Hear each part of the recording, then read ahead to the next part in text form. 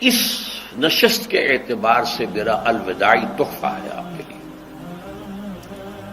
اور وہ یہ کہ میری جو دینی، ملی، تاریخی، سیاسی، عمرانی جو سوچ ہے، جو فکر ہے میرا، جو 50 برس سے زائد عرصے کے مطالعے اور غور و فکر پر مبنی ہے، جس مطالعے میں میری آنکھیں بنیادی طور پر قرآن اور حدیث ہیں، لیکن یہ کہ دنیا کا مشاہدہ، کھول آنکھ، زمین دیکھ، فلک دیکھ، فضا دیکھ، دنیا میں کیا ہو رہا ہے، کیا کیا عوامل ہیں، ماضی کیا تھا، ہم کہاں کھڑے ہیں، اب کہاں جانا ہے، اس پر میری ایک سوچ ہے، میرا فکر ہے۔ پھر یہ کہ ہماری اخروی نجات کا دار و مدار کس چیز پر ہے۔ تاریخ کے بہاؤ کو نہ میں روک سکتا ہوں، نہ آپ روک سکتے ہیں، وہ تو ڈانگ بہتا رہے گا، اور اس کو فیصلہ کرنے والا صرف اللہ ہے، کسی فرد بشر کے اختیار میں نہیں ہے کہ وہ تاریخ کے بہاؤ کو موڑ دے۔ ہاں، محمد رسول اللہ نے موڑا تھا صلی اللہ علیہ وسلم، لیکن یہ ہے کہ ہم اس تاریخ کے بہاؤ میں تنکوں کی طرح بہتے چلے جائیں، یا یہ کہ ہمیں کچھ کرنا ہے۔ اس اعتبار سے میں اپنے فکر کا خلاصہ آج آپ کی خدمت میں پیش کروں گا، وہ میرا اس سلسلہ اجتماعات کے اعتبار سے الوداعی تحفہ ہوگا۔ اب میں آغاز کر رہا ہوں۔ پہلی بات، اس سبب میں 3 باتیں مجھے کہنی ہیں۔ سب سے پہلی بات یہ کہ زندگی کی سب سے بڑی حقیقت موت ہے۔ ہم بھلائے رکھتے ہیں، اپنے ذہن سے اسے دور رکھتے ہیں، لیکن واقعہ یہ ہے کہ زندگی کی سب سے بڑی حقیقت موت ہے۔ خدا کے منکر پیدا ہوئے ہیں، لیکن موت کا انکار کرنے والا تو کوئی پیدا نہیں ہوا۔ اس لیے میں نے آیت آپ کو سنائی، کل نفس ذائقۃ الموت، ہر ذی نفس کو موت کا مزہ چکھنا ہے، ہر جاندار کو موت کا مزہ چکھنا ہے۔ ثم الینا ترجعون، پھر ہماری طرف لوٹا دیے جاؤ۔ تو زندگی کی سب سے اہم حقیقت موت، اور موت کے بعد رجوع اللہ، آخرت، یہ سب سے بڑی حقیقت ہے۔ ایک حقیقت سب مانتے ہیں، سب جانتے ہیں، دوسری حقیقت کے اوپر پردہ پڑا ہوا۔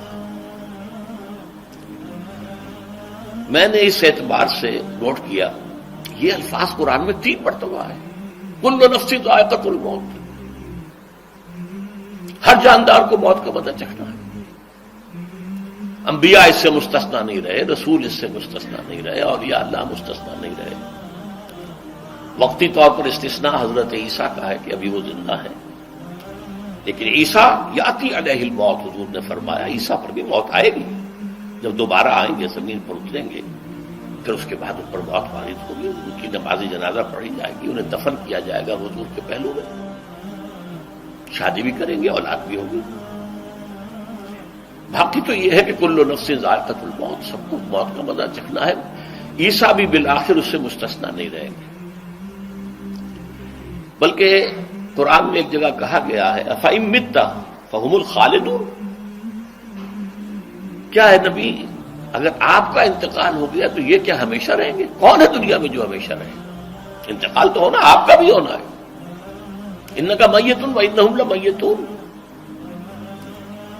یہ تو مختصر ترین الفاظ تھے۔ اس سے آگے بڑھیے، سورہ انبیاء میں فرمایا کل نفس ذائقۃ الموت وَنَبْلُوكُمْ بِالشَّرِّ وَالْخَيْرِ فِتْنَةً وَإِلَيْنَا تُرْجَعُونَ، ہر جاندار کو موت کا مزہ چکھنا ہے، اور اس سے پہلے پہلے ہم تمہیں آزماتے رہیں گے، خیر کے ذریعے بھی، بھلائی دے کر، صحت دے کر، دولت دے کر، اولاد دے کر، شہرت دے کر، اور برائی کے ذریعے سے بھی، تنگ دستی دے کر، بے عزتی دے کر، اہانت دے کر، ذلت دے کر، وَإِلَيْنَا تُرْجَعُونَ، اور پھر ہماری طرف لوٹائے جاؤ گے۔ یہ وہ دوسری حقیقت جو میں نے کہا کہ جس پر پردہ پڑا ہوا ہے، بہت بڑا پردہ ہے۔ لوگ یہی سمجھتے ہیں کہ یہی دنیا کی زندگی ہے۔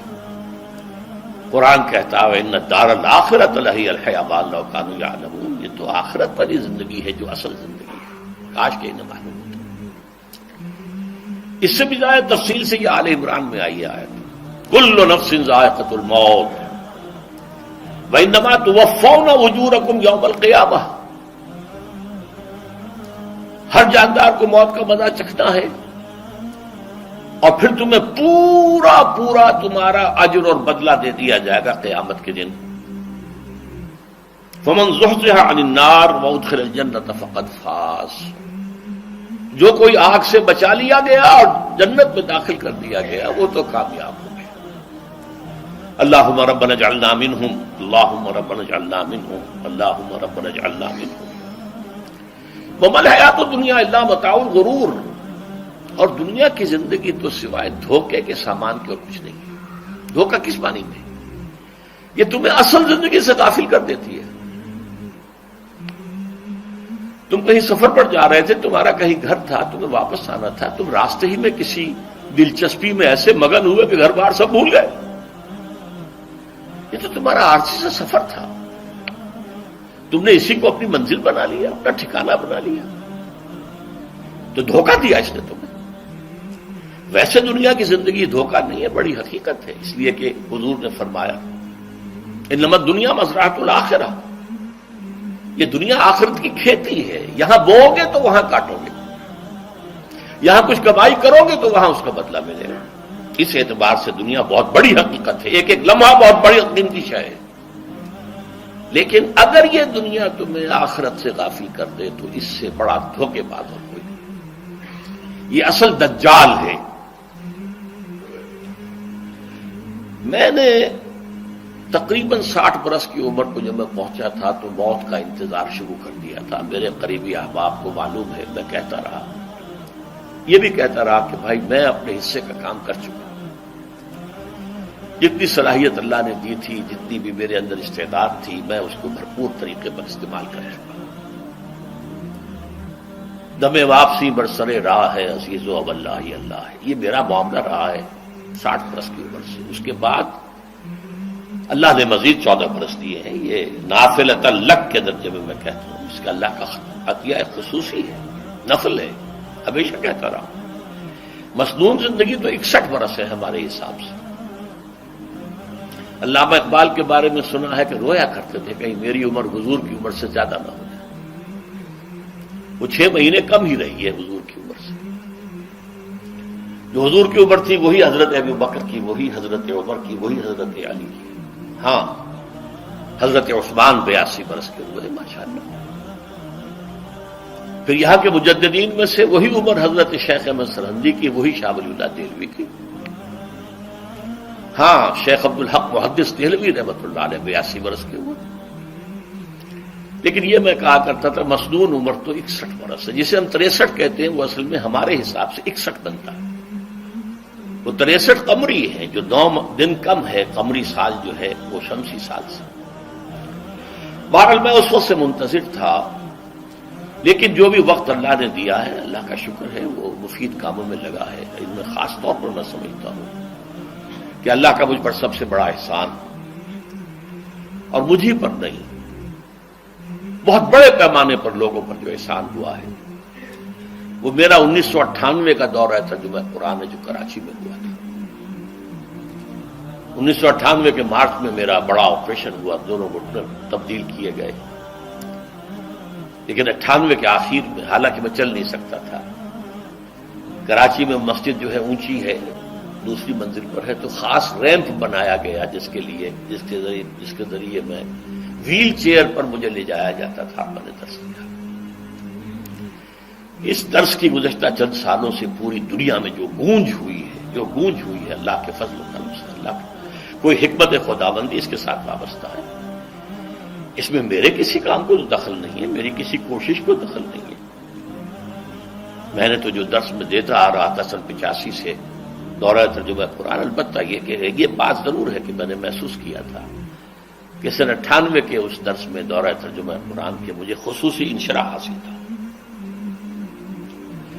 میری ساری گفتگو کا حاصل کیا ہے؟ دیکھیے، نظریاتی تحریکوں کا تعلق اشخاص سے نہیں ہوتا، ٹھیک ہے، کوئی اس کا داعی ہوتا ہے، کوئی اس کا مؤسس ہو جاتا ہے، کوئی اس کا آغاز کرنے والا ہوتا ہے، لیکن نظریاتی تحریک افراد سے وابستہ نہیں۔ افراد آتے چلے جاتے ہیں اپنا اپنا حصے کا کام کر کے، جس کو جتنا مقدر ہے، جس کی جتنی اللہ تعالیٰ کی طرف سے توفیق ہے، وہ اپنا کام کرے گا، چلا جائے گا۔ یہ چمن یوں ہی رہے گا اور ہزاروں جانور اپنی اپنی بولیاں سب بول کر اڑ جائیں گے۔ مبارک ہیں وہ لوگ جنہیں قرآن کی بولی بولنا نصیب ہو جائے۔ وَإِنْ يَحْسَبُ أَنِّي مِنْهُمْ، مجھے گمان ہے، اللہ کا فضل ہے کہ میں ان میں سے ہوں، میں نے قرآن کی بولی بولی ہے۔ اور قرآن مجید کو جیسا کہ وہ ہے، ایز اٹ از، اپنے کو مذمومہ خیالات، اپنے کوئی ذہن سے زائدہ نظریات کو میں نے اس میں دخل نہیں دیا، جسے انگریزی میں آپ آبجیکٹیولی کہتے ہیں۔ خالص معروضی طور پر قرآن کو پڑھا، قرآن کو قرآن سے سمجھائے یا پھر سیرت رسول سے سمجھائے۔ میں لفظ سنت کی بجائے سیرت استعمال کر رہا ہوں۔ قرآن مجسم حضور تھے صلی اللہ علیہ وسلم، اور حضور کی سیرت اور حیات جو ہے وہ قرآن مجید کی اصل تفسیر ہے۔ یہ حقیقت بھی بہت کم لوگوں کے علم ہے۔